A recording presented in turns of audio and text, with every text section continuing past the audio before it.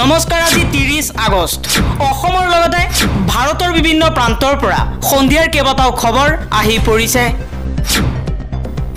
এই মুহূৰ্তত জনাইছো এটা গুৰুত্বপূৰ্ণ খবৰ হিমন্ত বিশ্ব শৰ্মাৰ বিৰুদ্ধে সৰব হৈ পৰিছে লুৰিণজ্যোতি গগৈ গগৈয়ে কৈছে হিমন্ত বিশ্ব শৰ্মাই লোকসভা নিৰ্বাচনৰ ফলাফল দেখিয়েই গম পাইছে যে 2026 চনটো তেওঁৰ বাবে সহজ নহব হেহে তেওঁৰ লগত থকা শেষ অস্ত্ৰ হিন্দু মুছলমানৰ ৰাজনীতি কৰি সমাজখন ভাঙিব বিচাৰিছে অসম বিধানসভাত এক ডাঙৰ সিদ্ধান্ত গ্ৰহণ কৰা হৈছে নামাজৰ বাবে থকা বিৰতিৰ সময় বিলুপ্তি কৰা হৈছে প্ৰতি শুকুৰবাৰে 11:30 নামাজৰ বাবে দিয়া হৈছিল বিৰতি সৈয়দ সাদুল্লাহৰ দিনৰ পৰা চলি আহিছিল এই নিয়ম বিধানসভাৰ নিয়মাৱলীৰ ৰুল 11ৰ সংশোধন কৰা হৈছে সৰ্বসন্মতিক্ৰমে গ্ৰহণ কৰা হৈছে এই সিদ্ধান্ত অহা বিধানসভাৰ পৰা কাৰ্যকৰী হ'ব এই নিয়ম দেশৰ কোনো ৰাজ্যতে নাই এনে ধৰণৰ ব্যৱস্থা যাৰ বাবে হিমন্ত বিশ্ব শৰ্মাৰ চৰকাৰে শুকুৰবাৰে নামাজৰ সময়ত বিধানসভা বন্ধ কৰাৰ যি প্ৰথা চলিছিল সৈয়দ সাদুল্লাহৰ সময়ৰ পৰা হিয়া বন্ধ কৰাৰ সিদ্ধান্ত গ্ৰহণ কৰিছে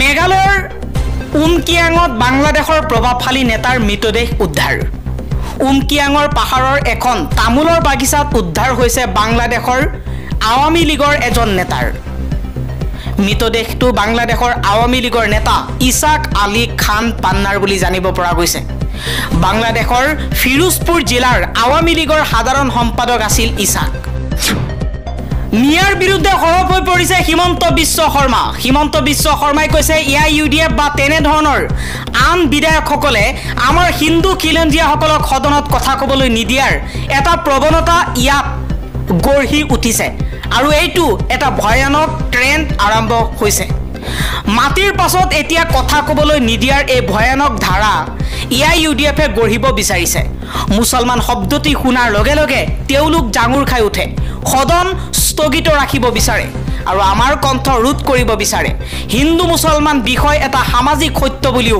মন্তব্য কৰিছে হিমন্ত বিশ্ব শৰ্মাই USTMে জুবিন গাৰ্গক ডক্টৰেট ডিগ্ৰী দিয়াৰ পাছতেই সৰব হৈ পৰিছে হিমন্ত বিশ্ব শৰ্মাই জুবিন গাৰ্গক কটাক্ষ কৰিছে তেওঁ কৈছে যে ডক্টৰেট পালেই অসমীয়া পমি যায় একো নাই আমাৰ মানুহৰ আশা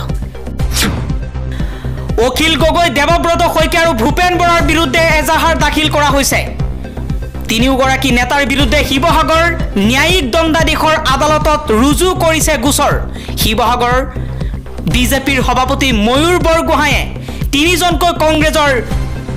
দুজন কংগ্ৰেছৰ নেতা দেৱব্ৰত শইকীয়া ভূপেন বৰা আৰু ৰাইজৰ দলৰ নেতা অখিল গগৈৰ বিৰুদ্ধে গোচৰ ৰুজু কৰিছে সাম্প্ৰদায়িক সংঘৰ্ষৰ সৃষ্টি কৰাৰ অভিযোগ উত্থাপন কৰি তিনিওগৰাকী নেতাৰ বিৰুদ্ধে শিৱসাগৰ ন্যায়িক দণ্ডাধীশৰ আদালতত ৰুজু কৰিছে গোচৰ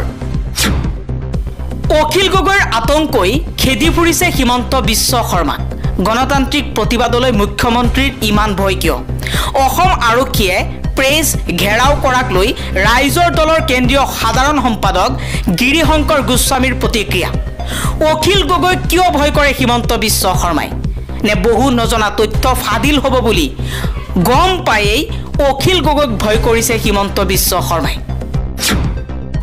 অসমত গণতন্ত্ৰ ধ্বংস কৰিব বিচাৰি আছে হিমন্ত বিশ্ব শৰ্মাৰ বিৰুদ্ধে সৰব হৈ পৰিছে অখিল গগৈ হাতত পোষ্টাৰ লৈ GMCHৰ পৰাই প্ৰতিবাদত বহিছে অখিল গগৈয়ে পোষ্টাৰ বনোৱা প্ৰেছ পুলিচে ঘেৰাও কৰাক লৈও মন্তব্য কৰিছে অখিল গগৈৰ অভিযোগ অসমত গণতন্ত্ৰ ধ্বংস কৰিব বিচাৰি আছে হিমন্ত বিশ্ব শৰ্মাই ব্যতিক্ৰমী প্ৰতিবাদ অখিল গগৈৰ হাতত এখন পোষ্টাৰ লৈ প্ৰতিবাদত বহিছে GMCHৰ কেবিনতে প্ৰতিবাদত বহিছে বিধায়ক অখিল গগৈ এই মুহূৰ্তত স্ক্ৰীনত আপোনালোকক দেখুৱাইছো বিধায়ক অখিল গগৈৰ এটা পোষ্টাৰ হাতত য'ত এজন মুছলমানৰ কান্ধত হিমন্ত বিশ্ব শৰ্মাক বহাইছে আৰু পোষ্টাৰত লিখা আছে মিয়া ও মিয়া 2026ৰ বৈতৰণিটো পাৰ কৰাই নিয়া 2026 চনৰ নিৰ্বাচনী বৈতৰণি পাৰ কৰিবৰ কাৰণেই বৰ্তমান সময়ত হিন্দু মুছলমানৰ ৰাজনীতি আৰম্ভ কৰিছে হিমন্ত বিশ্ব শৰ্মাই।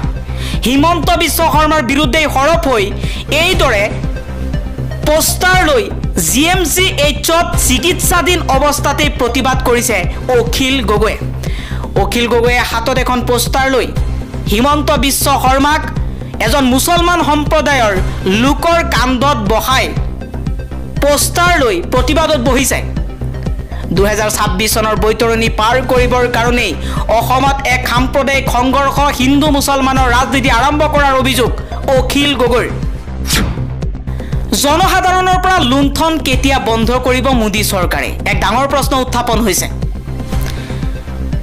2014 চনত আৰু 2024 চনত মূল্য বৃদ্ধি কিমান বাঢ়িলে সেয়া এটা ডাঙৰ প্ৰশ্ন বৰ্তমান সময়ৰ বাবে।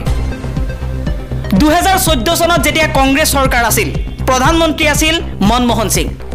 2014 চনত ডিজেলৰ মূল্য আছিল 57 টকা আৰু 2024 চনত প্ৰধানমন্ত্ৰী মোদীৰ শাসনকালত ডিজেলৰ মূল্য 1 লিটাৰত হৈছে 88 টকা।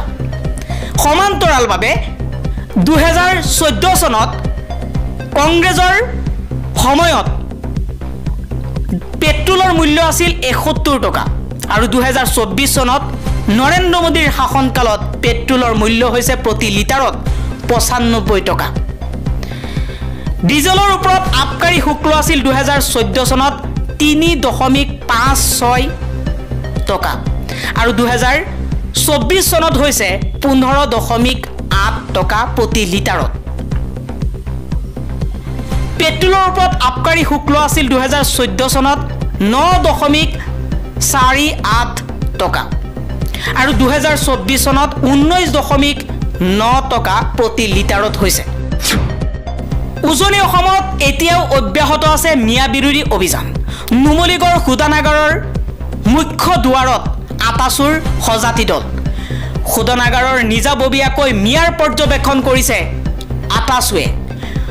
শোধনাগাৰৰ বিভিন্ন কোম্পানীত নিয়োজিত মিয়াক শীঘ্ৰেই আঁতৰোৱাৰ দাবী, অন্যথা 10 দিনৰ পাছত ঠিকাদাৰ কোম্পানীৰ বিৰুদ্ধে প্ৰতিবাদত বহাৰ হুংকাৰ দিছে আটাচুৱে। নুমলীগড়ৰ সকলো পোষ্টাৰ অসমীয়াত লিখিবলৈও দাবী জনাইছে সংগঠনটোৱে। এতিয়াও অব্যাহত আছে মিয়া বিৰোধী অভিযান। উজনি অসমৰ বিভিন্ন প্ৰান্তত এতিয়া কটকটীয়া নিৰাপত্তা থকাৰ পাছতো মিয়া বিৰোধী অভিযান চলাইছে একাংশ দল সংগঠনে। গুৱাহাটী মহানগৰীৰ জালুকবাৰীত উচ্ছেদ অভিযান। ৰেল বিভাগ, জিলা প্ৰশাসনৰ বিশাল বাহিনীৰ উচ্ছেদ। ৰাজ্য চৰকাৰক ৰেল বিভাগে দিয়া 20 বিঘা ভূমিত উচ্ছেদ চলিছে আজি। ৰেলৱেৰ এই ভূমিত অবৈধভাৱে বসবাস কৰিছিল একাংশ মুছলমান লোকে। আজি সেই মুছলমান লোকক উচ্ছেদ কৰা হৈছে। প্ৰায় 20 বিঘা ভূমিত মুছলমান লোকসকলে গুৱাহাটী মহানগৰীৰ জালুকবাৰীত আছিল আৰু সেই সকল লোকক আজি উচ্ছেদ কৰিছে। ৰেল বিভাগ, বিভাগৰ জিলা প্ৰশাসনৰ ফালৰ পৰা আজি সেই উচ্ছেদ অভিযান সম্পূৰ্ণ কৰা হৈছে। মুখ্যমন্ত্ৰী হিমন্ত বিশ্ব শৰ্মাৰ বিৰুদ্ধে সৰব হৈ পৰিছে জগদীশ ভূঞা। জগদীশ ভূঞাই এটা ফেচবুকত পোষ্টত তেওঁ কৈছে যে ভয় বা পক্ষপাত, অনুৰাগ বা বিদ্বেষ নোহোৱাকৈ সংবিধান আৰু বিধি অনুসাৰে সকলো প্ৰকাৰৰ লোকৰ প্ৰতি ন্যায় আচৰণ কৰাৰ বাবে ঈশ্বৰৰ নামত শপত লৈ মুখ্যমন্ত্ৰীৰ আসনত বহা হিমন্ত বিশ্ব শৰ্মা ডাঙৰীয়াক তেখেতৰ শপত বাক্য এবাৰ মনত পেলাই দিলোঁ।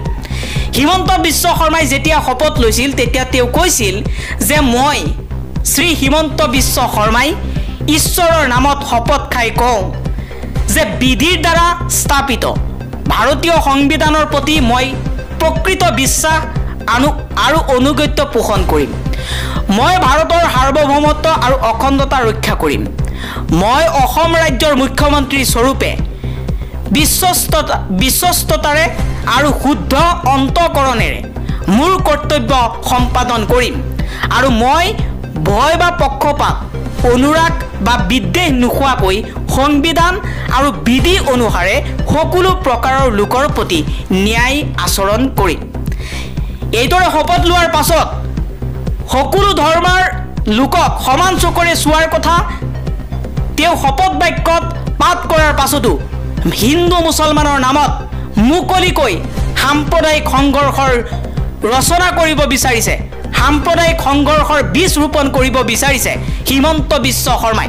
হিমন্ত বিশ্ব শৰ্মাৰ বিৰুদ্ধে সৰব হৈ জগদীশ ভূঞাই কৈছে যে যেতিয়া 2021 চনত হিমন্ত বিশ্ব শৰ্মাই মুখ্যমন্ত্ৰী হিচাপে শপত বাক্য পাঠ কৰিছিল, তেতিয়া তেওঁ এইদৰে সংবিধানৰ নামত শপত খাই সকলো জাতি জনগোষ্ঠীক সমান চকুৰে চাব বুলি ঘোষণা কৰাৰ পাছত, শপত লোৱাৰ পাছতো হিমন্ত বিশ্ব শৰ্মাই সংবিধানক উলংঘা কৰি সাৰ্বভৌমত্বৰ কথা পাহৰি, অখণ্ডতাৰ কথা পাহৰি তেওঁ এতিয়া হিন্দু মুছলমানৰ নামত সাম্প্ৰদায়িক সংঘৰ্ষত লিপ্ত হৈ পৰিছে। এইবাৰ মুখ্যমন্ত্ৰী হিমন্ত বিশ্ব শৰ্মাৰ বিৰুদ্ধে সৰব হৈ পৰিছে সদৌ কোচ ৰাজবংশী ছাত্ৰ সন্থাৰ কেন্দ্ৰীয় সভাপতি অতুল বৰ্মন। অতুল বৰ্মনে কৈছে যে মাননীয় মুখ্যমন্ত্ৰী হিমন্ত বিশ্ব শৰ্মা ডাঙৰীয়া 2026 পূৰ্বেই কৰক 6 জনগোষ্ঠীৰ জনজাতিকৰণ, অন্যথা আমাৰ এলেকাত বিজেপিৰ প্ৰতিনিধি ভোট খুজিব আহিলেই পৰিস্থিতি ভয়ংকৰ হ'ব।